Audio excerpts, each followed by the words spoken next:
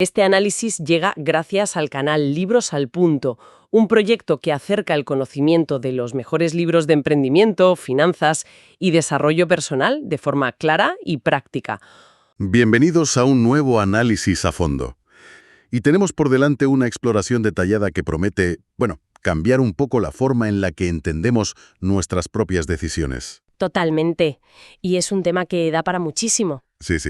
Nuestra misión en esta sesión es sumergirnos en una recopilación de extractos fascinantes del libro La psicología del dinero de Morgan Housel.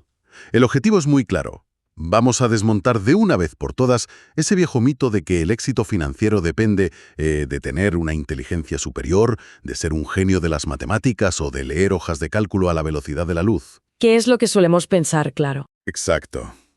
Vamos a ver cómo en realidad triunfar en este ámbito depende casi por completo del comportamiento humano. Y para arrancar, hay una historia con un contraste tan brutal que sienta las bases perfectas para lo que vamos a hablar hoy. Es la historia de un hombre llamado Ronald Read. Un personaje verdaderamente peculiar. Sin duda. A ver, Ronald Read nació en la zona rural de Vermont.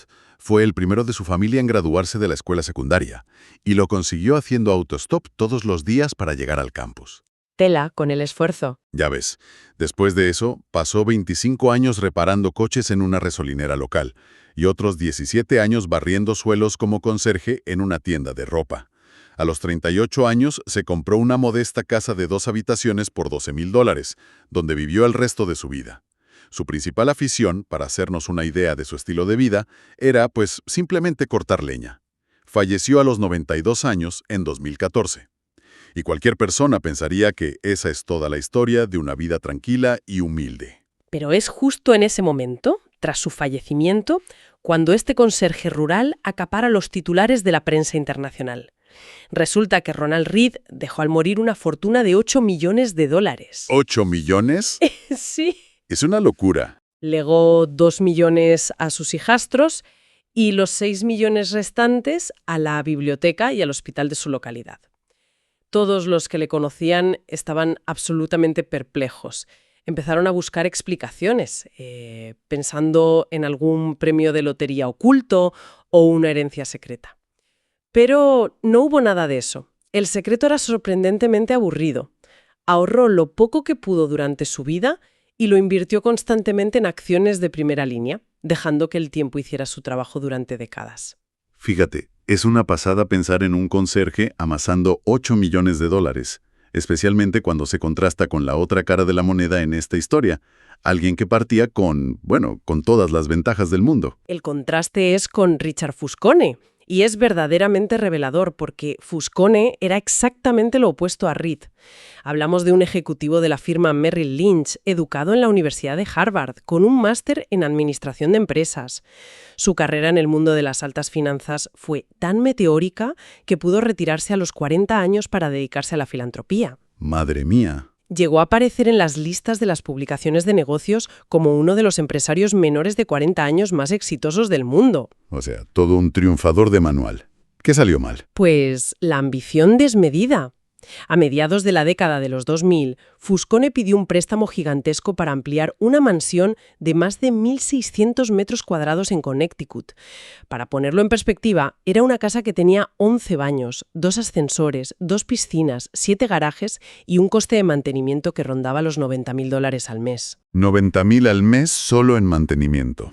Uf. Y entonces llegó la brutal crisis financiera de 2008. La deuda simplemente lo ahogó. Terminó en la bancarrota total y tuvo que vender esa misma mansión en una subasta por una auténtica miseria, un 75% menos de lo que calculaba la aseguradora. El gran aprendizaje inicial de esta exploración es que en las finanzas ocurre algo que no se ve en casi ninguna otra disciplina. En campos como la cirugía cardiovascular o la arquitectura, es impensable que alguien sin formación formal, que ha pasado su vida barriendo suelos, supere drásticamente al profesional mejor preparado del mundo. Un conserje no puede operar a corazón abierto mejor que un cirujano de Harvard. Ni de broma, vamos. Sin embargo, en la inversión sí ocurrió. Esto nos demuestra que las finanzas no son una ciencia dura, regida por leyes físicas inmutables. Son una habilidad blanda, donde el comportamiento, la paciencia y el ego importan muchísimo más que el conocimiento técnico. Vale, vamos a desgranar esto, porque la gente suele hacer cosas verdaderamente excéntricas con su capital, y desde fuera es muy fácil juzgar. Es lo más habitual. Pero la premisa del libro es que, en el fondo, nadie está loco. Hay una estadística que me llamó mucho la atención, en nuestras notas. La experiencia personal de cualquier ser humano representa quizás el 0,00001% de lo que realmente sucede en el mundo. Sin embargo, esa minúscula y sesgada experiencia moldea el 80% de cómo esa misma persona cree que funciona el mundo. Esa es la clave de la empatía económica.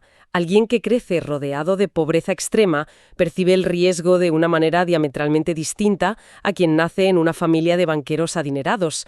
Un ejemplo histórico que ilustra esto a la perfección es el de John F. Kennedy. Ah, sí, la historia de la campaña. Exacto. Durante su campaña presidencial en el año 1960, un periodista le preguntó a Kennedy sobre sus recuerdos de la Gran Depresión de los años 30. Kennedy, con una franqueza que hoy resultaría impensable en política, admitió que no tenía ningún conocimiento de primera mano sobre ella. ¡Qué sinceridad! Explicó que su familia poseía una de las fortunas más grandes del país y que durante los peores años de la depresión, la única diferencia que notó fue que pasaron a tener casas más grandes y más sirvientes. Llegó a decir que apenas se enteró de la magnitud del desastre cuando leyó sobre él en Harvard, para gran parte del país. Hay que entender que millones de personas todavía llevaban las cicatrices emocionales, incluso físicas, de la ruina económica.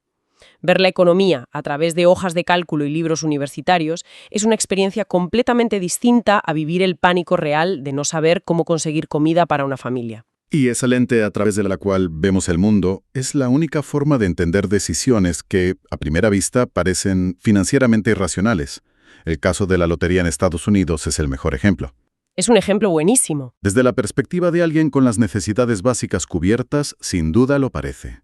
Pero para quienes compran esos billetes tiene un sentido subconsciente muy profundo.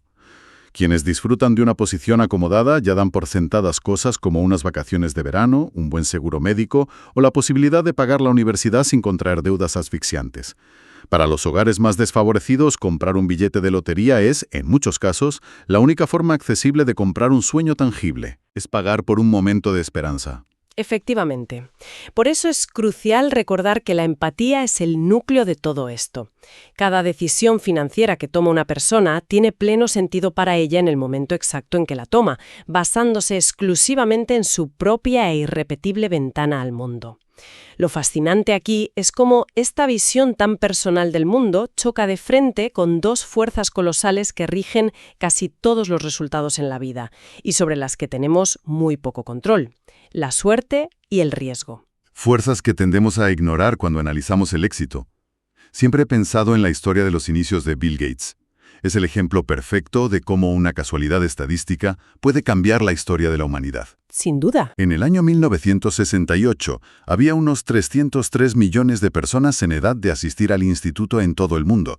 De todos esos millones, solo unos 300 alumnos asistían al colegio Lakeside en la ciudad de Seattle. Y resultó que Lakeside era una anomalía. Gracias a la extraordinaria visión de un profesor llamado Bill Dugal y a los fondos recaudados por un grupo de madres del colegio, la escuela compró un terminal informático conectado a un ordenador central. Que para la época era impensable. Era algo insólito, sí. En aquella época ni siquiera la mayoría de las universidades tenían equipos tan avanzados. Bill Gates tuvo la inmensa fortuna de ser uno de esos 300 alumnos. Esa probabilidad de 1 entre 1.000.000 fue la semilla que forjó a Microsoft. El propio Gates ha sido muy transparente al respecto, reconociendo que sin la existencia de Lakeside, Microsoft jamás habría nacido. Pero el análisis se queda corto si no miramos la otra cara de esa misma moneda. El riesgo es el hermano gemelo de la suerte y es exactamente igual de poderoso. Cuéntame más sobre eso.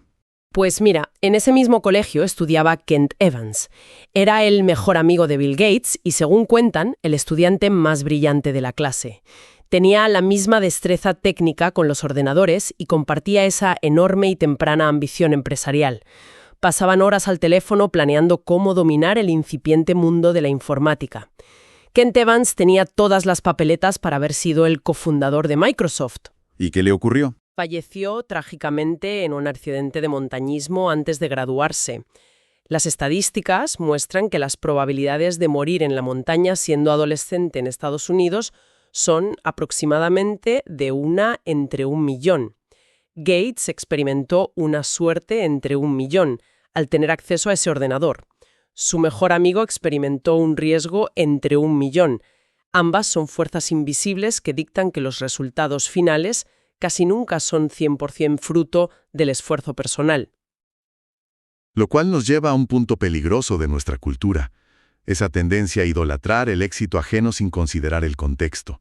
Vemos a alguien en la cima y asumimos que cada una de sus decisiones fue una genialidad calculada. Y la historia está llena de ejemplos que desmienten eso. Pensemos en el magnate de los ferrocarriles Cornelius Vanderbilt.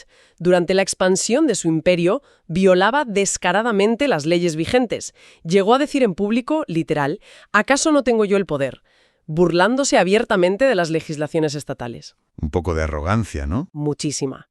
Y hoy en día los libros de negocios lo aplauden como a un genio audaz y visionario. Pero la línea que separa la audacia de la imprudencia tiene el grosor de un cabello. Si la suerte no le hubiera acompañado, si en lugar de triunfar hubiera acabado en la cárcel y su empresa arruinada, esos mismos libros de historia lo retratarían como un criminal temerario del que nadie debería aprender nada. La lección fundamental, al juzgar el éxito, ya sea el propio o el ajeno, es recordar que nada es tan bueno ni tan malo como parece. Es mucho más útil centrarse en identificar patrones de comportamiento amplios y repetibles, en lugar de intentar imitar ciegamente individuos que han obtenido resultados extremos. Y hablando de resultados extremos, me gustaría abordar un concepto que la sociedad moderna, obsesionada con el crecimiento infinito, parece haber olvidado por completo: el inmenso poder de saber cuándo es suficiente. Hay una anécdota brillante sobre el escritor Kurt Vonnegut y su amigo Joseph Heller. Me encanta esa historia. Ambos estaban invitados a una fiesta sumamente ostentosa organizada por un gestor de fondos de cobertura multimillonario. En un momento dado, Vonnegut se acerca a Heller y le hace notar que el anfitrión de la fiesta había ganado más dinero en un solo día que lo que Heller había ganado en toda su vida con las ventas de su aclamada novela Trampa 22. La respuesta de Heller es de una calma envidiable. Simplemente dijo, sí, pero yo tengo algo que él jamás tendrá: la noción de lo que es suficiente. Es una respuesta demoledora porque da en el clavo de una de las mayores trampas financieras. La incapacidad de sentir que se tiene suficiente destruye vidas y legados enteros. Los archivos judiciales están llenos de casos así. Pensemos en Rajat Gupta, exdirector ejecutivo de la prestigiosa consultora McKinsey. Es la historia de un hombre que creció huérfano en Calcuta, superó innumerables obstáculos, llegó a amasar una fortuna personal de $100 millones y formaba parte de las juntas directivas de las organizaciones más respetables del planeta. Tenía la vida resuelta para varias generaciones. 100 millones, ya me dirás. Pero no era suficiente. Quería desesperadamente dar el salto y entrar en el exclusivo y minúsculo club de los multimillonarios. Terminó cumpliendo condena en la cárcel por usar información privilegiada en operaciones bursátiles. O el tristemente célebre Bernie Madoff. Antes de montar la mayor estafa Ponzi de la historia, poseía un negocio legítimo de creación de mercado que le generaba decenas de millones al año de forma totalmente legal y respetable. Ambos casos comparten la misma raíz.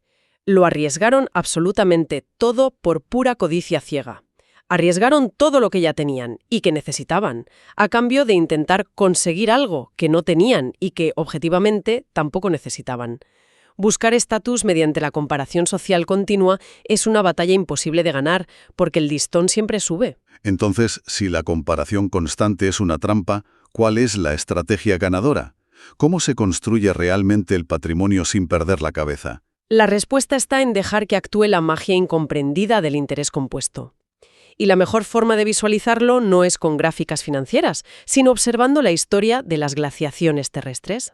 Glaciaciones. Sí. Fíjate, durante muchísimo tiempo la comunidad científica no lograba ponerse de acuerdo sobre cómo la Tierra pasaba de climas templados a estar cubierta de hielo. Fue el científico Milutin Milankovitch quien primero sugirió que pequeños cambios en la inclinación de la Tierra afectaban la luz solar. Pero el verdadero descubrimiento llegó con el meteorólogo Vladimir Köppen. Él demostró que las glaciaciones no son causadas por inviernos apocalípticos y extremos. El detonante son, sorprendentemente, veranos moderadamente frescos. Espera, ¿veranos frescos provocan una glaciación? Así es. Un verano que no logra ser lo suficientemente cálido como para derretir toda la nieve del invierno anterior, deja una fina capa blanca sobre la Tierra. Al año siguiente, esa capa base facilita que la nueva nieve se acumule más rápido. Además, el hielo refleja más luz solar hacia el espacio, enfriando aún más la zona y garantizando que el siguiente verano sea todavía más fresco. Es un efecto bola de nieve literal. En un simple parpadeo geológico, toda la Tierra termina cubierta por una inmensa capa de hielo de kilómetros de espesor a partir de una fina capa de escarcha que sobrevivió a un verano. Aquí es donde la cosa se pone realmente interesante, porque esa misma lógica geológica es exactamente lo que explica la fortuna de Warren Buffett. Todos conocen a Buffett como el inversor más famoso del mundo. Su patrimonio neto ronda los 84.500 millones de dólares. Pero el dato que vuela la cabeza es que 81.500 millones de esa fortuna llegaron después de que él cumpliera 65 años. Es un dato que cuesta asimilar. Es que su verdadero secreto, su ventaja injusta, no es solo ser un mago eligiendo las empresas adecuadas, es haber empezado a invertir a los 10 años de edad y no haber interrumpido el proceso nunca. La comparación con otros profesionales del sector es muy ilustrativa. Tomemos a James Simons, jefe del fondo Renaissance Technologies. Simons logró unos rendimientos asombrosos del 66% anual durante décadas, frente al 22% promedio de Buffett. Técnicamente, Simons es un inversor muy superior, pero debido a que comenzó a invertir seriamente alrededor de los 50 años, su fortuna es un 75% menor que la de Buffett. Claro, le faltó tiempo. Eso es. La clave maestra de la composición no radica en lograr el retorno más alto posible en un año concreto, sino en la perseverancia constante y sin interrupciones. El ingrediente secreto es el tiempo. Básicamente, consiste en hacer una buena inversión, callarse y esperar pacientemente. Y esa paciencia nos adentra de lleno en una distinción que rara vez se encena: la enorme diferencia entre hacerse rico y mantenerse rico. Parecen lo mismo, pero requieren talentos opuestos. Volvamos a la paradoja que se vivió durante el gran colapso del año 1929. Por un lado, estaba el inversor Jesse Livermore. Tuvo la audacia de apostar a la baja justo antes del catastrófico hundimiento de la bolsa en octubre de 1929. En cuestión de una semana, ganó el equivalente actual a 3.000 millones de dólares. Mientras Wall Street lloraba, él regresó a casa sintiéndose el rey del mundo, creyéndose absolutamente invencible. Una jugada maestra. En ese momento sí. Pero en la otra cara de la ciudad estaba Abraham Hermansky, un exitoso multimillonario del sector inmobiliario que había invertido todo su patrimonio en acciones. Se arruinó por completo en ese mismo colapso, desapareció en las calles de Nueva York y nunca más se supo de él. Dos destinos opuestos en una misma semana. Pero lo verdaderamente aleccionador ocurre al avanzar el reloj apenas 4 años. Livermore, completamente embriagado por su éxito inicial y su exceso de confianza, siguió asumiendo riesgos masivos, pidiendo cada vez más dinero prestado para hacer apuestas más grandes en el mercado. Eventualmente, su suerte se acabó y lo perdió todo.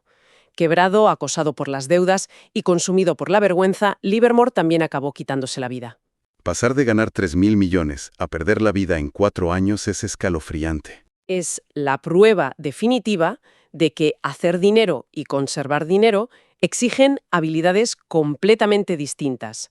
Hacer dinero requiere asumir riesgos, tener un optimismo desbordante y la valentía de lanzarse a la piscina cuando otros dudan. Conservarlo, sin embargo, requiere exactamente lo contrario: una profunda frugalidad, humildad para aceptar que la suerte jugó un papel y una sana dosis de paranoia ante la posibilidad de que todo se desmorone en cualquier momento. El capitalismo es un sistema implacable. Si analizamos la macroeconomía de los últimos 170 años, la economía estadounidense ha crecido un 2000%. Es una cifra espectacular, pero el trayecto estuvo plagado de horrores: 9 guerras importantes, pandemias mortales, 33 recesiones económicas profundas y múltiples crisis financieras mundiales. El progreso a largo plazo siempre va acompañado de destrucción y dolor a corto plazo. Es inevitable. Totalmente. La conclusión es que, para sobrevivir, uno debe ser firmemente optimista sobre el futuro lejano, pero absolutamente paranoico sobre los obstáculos del día a día.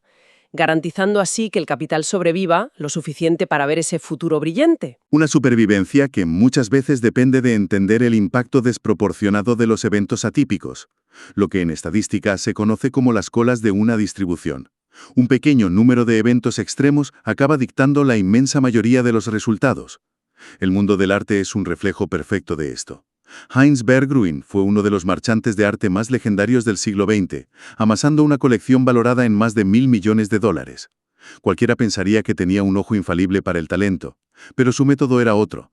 Compraba cantidades industriales de arte, adquiría miles de obras sabiendo perfectamente que el 99% de ellas terminarían sin valer casi nada. No le importaba, porque el 1% restante resultaban ser obras maestras de Picasso, Braque o Matisse. Ese minúsculo 1% de aciertos compensaba sobradamente todas las pérdidas y lo convertía en un hombre inmensamente rico. Y esa misma dinámica rige los mercados financieros.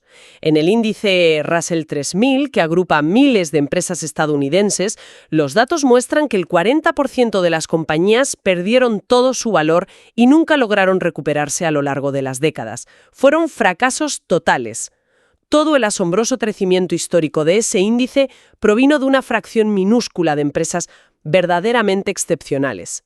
Incluso dentro de gigantes corporativos como Amazon o Apple, la realidad es que miles de proyectos internos fracasan. Es verdad, no todo es un éxito. Como los servicios en la nube de Amazon o el lanzamiento del iPhone, los que terminan generando casi la totalidad de los beneficios globales de la empresa. La lección aquí debería ser un gran alivio. Se puede tomar decisiones equivocadas la mitad de las veces, fracasar en un sinfín de intentos y aún así, gracias al impacto de esos eventos de cola, alcanzar un éxito extraordinario. Si conectamos esto con la perspectiva general de cómo interactúa la sociedad a diario con el dinero, nos topamos de frente con el problema del materialismo y lo que podríamos denominar la paradoja del hombre en el coche. Esa es una de las observaciones más agudas de todas nuestras notas. Cuando se ve a alguien conduciendo un reluciente Ferrari por la calle, la reacción instintiva rara vez es de admiración hacia el conductor. Nadie piensa, vaya, qué persona tan fascinante y trabajadora debe ser quien conduce ese bólido. Lo que ocurre a nivel subconsciente es que la persona en la acera se imagina a sí misma al volante de ese Ferrari, fantaseando con cómo los demás le admirarían si tuviera ese coche. Intentar comprar el respeto y la admiración de los demás adquiriendo objetos de lujo es una estrategia abocada al fracaso, sencillamente porque la gente usa esos objetos para alimentar sus propias fantasías de estatus, ignorando por completo a quien los posee. Y eso desemboca en una confusión generalizada entre dos conceptos que parecen sinónimos, pero no lo son: ser rico y tener riqueza. Ser rico es un estado muy visible. Significa tener un sueldo entrando todos los meses lo suficientemente alto como para pagar la cuota mensual del Ferrari o la hipoteca de una mansión gigantesca. Es fácil identificar a los ricos porque suelen gastar parte de esos ingresos para demostrar su nivel de vida. La riqueza verdadera, por el contrario, es completamente invisible a los ojos de la sociedad. La riqueza es precisamente lo que no se ve. El dinero que no se ha gastado. Exactamente. Son los diamantes que se dejaron en el escaparate de la joyería, la ropa de diseño que finalmente no se compró, los vuelos en primera clase que se rechazaron para viajar en clase turista. La riqueza está formada por activos financieros acumulados, opciones de vida y flexibilidad que aún no se han convertido en objetos materiales visibles. Hay una analogía con el ejercicio físico que es brutalmente precisa para entender esto. Hacer deporte en el gimnasio es como obtener un buen sueldo. Requiere esfuerzo y genera un beneficio. Pero llegar a casa después del gimnasio e ingerir el doble de calorías en una comida gigante es como gastar ese sueldo inmediatamente en lujos visibles. El beneficio desaparece.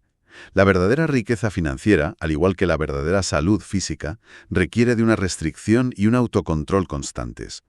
Y el premio por ejercer ese autocontrol es el mayor dividendo que puede llegar a pagar el dinero en esta vida.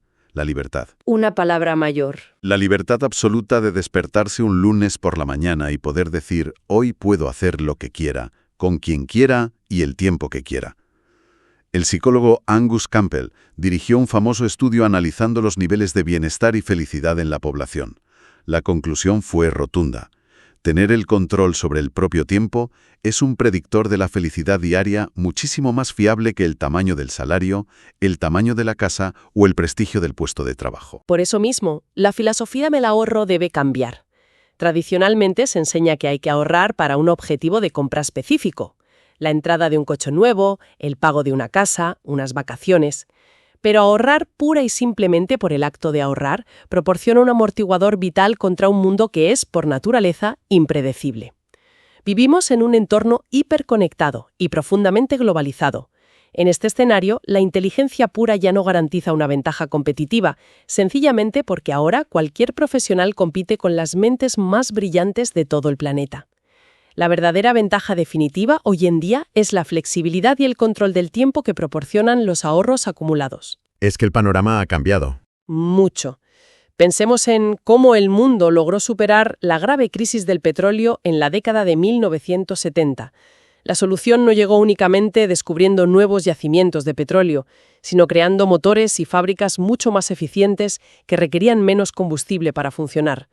Con la economía personal ocurre igual. La eficiencia financiera y la capacidad de ser frugal están bajo nuestro control absoluto, a diferencia de los impredecibles rendimientos del mercado bursátil. Además, al gestionar ese capital hay que aprender a distinguir entre lo que es estrictamente racional y lo que es humanamente razonable. Un caso de la historia de la medicina ilustra esta tensión de forma asombrosa. A principios del siglo XX, el psiquiatra Julius Wagner Jauregg ideó un tratamiento para la sífilis, que en aquella época aún era una enfermedad mortal. Su método consistía en inyectar cepas de malaria a los pacientes para inducirles fiebres altísimas.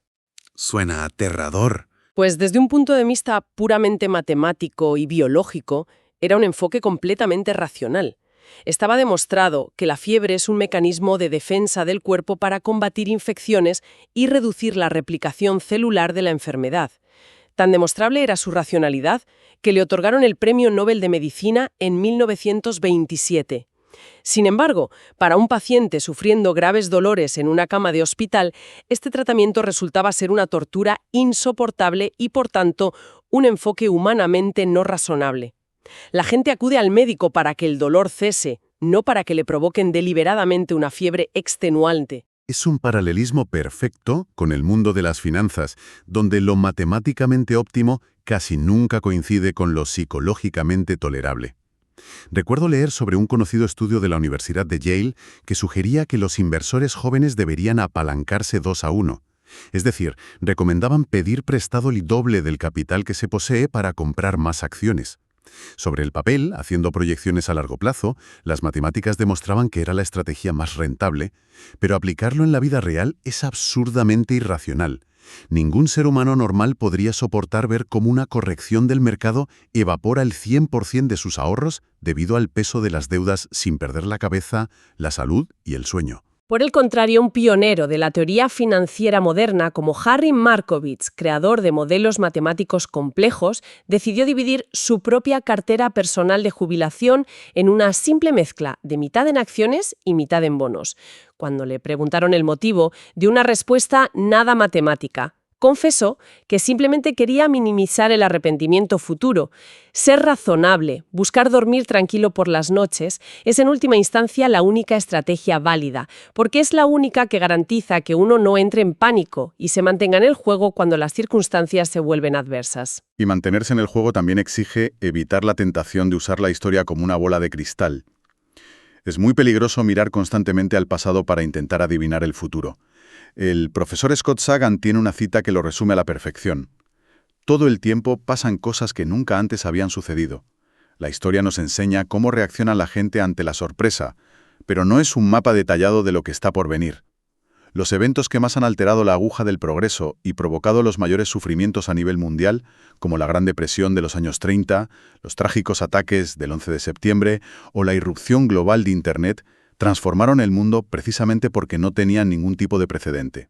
Nadie los vio venir. Porque nunca antes había pasado nada parecido. Por lo tanto, usar los peores o los mejores escenarios del pasado como un límite estricto de lo que puede llegar a suceder en el futuro demuestra una gravísima falta de imaginación. Y es ante esa falta de certeza donde cobra un valor incalculable el concepto del margen de error o margen de seguridad. Irónicamente, los mejores ejemplos prácticos de este comportamiento financiero provienen de las mesas de los casinos. Los contadores de cartas profesionales en el blackjack saben perfectamente que están jugando con probabilidades matemáticas, nunca con certezas absolutas.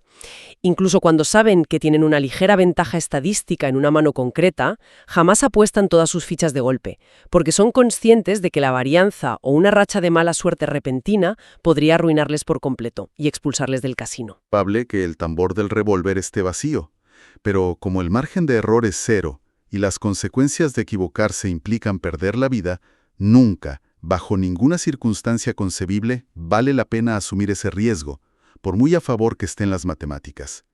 El famoso inversor Benjamin Graham sostenía que el propósito fundamental del margen de seguridad es hacer que los pronósticos detallados sobre el futuro sean completamente innecesarios.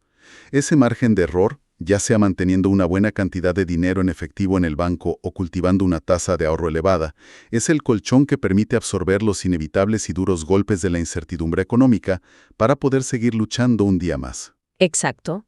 Se trata de tener ese margen para respirar. Entonces, ¿qué significa todo esto? Si recopilamos todas las piezas de este inmenso rompecabezas, queda claro que dominar la economía personal no trata de dominar hojas de cálculo complejas, ni de descubrir fórmulas algorítmicas magistrales que venzan al mercado. Trata profundamente de psicología humana.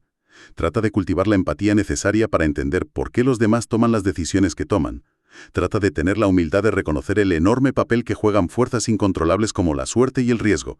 Trata de identificar nuestros propios sesgos emocionales y, por encima de cualquier otra cosa, trata de priorizar la supervivencia financiera a largo plazo frente a las ganancias rápidas. Hemos aprendido a lo largo de esta sesión que la riqueza verdadera y duradera es a menudo completamente invisible a los ojos de la sociedad, y que el mayor valor intrínseco que posee el capital es su extraordinaria capacidad para comprar de vuelta nuestro propio tiempo en un mundo hiperconectado, ruidoso y agotador. Pero, y esto es fundamental para cerrar, toda esta exploración nos debe dejar con una reflexión final casi inquietante para quien nos escucha hoy.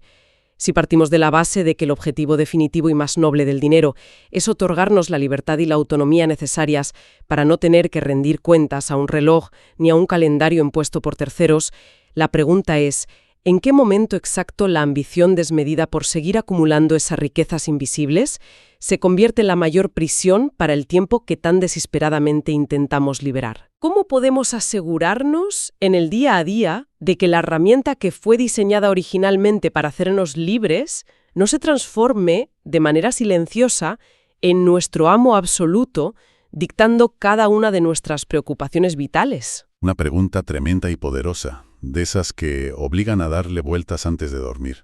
Muchísimas gracias a todos los que nos han prestado sus oídos y nos han acompañado a lo largo de esta profunda y reveladora exploración detallada sobre cómo nuestra mente se relaciona con el dinero. Esperamos de corazón que estas historias y reflexiones sirvan para cuestionar motivaciones invisibles y aportar luz sobre las futuras decisiones financieras.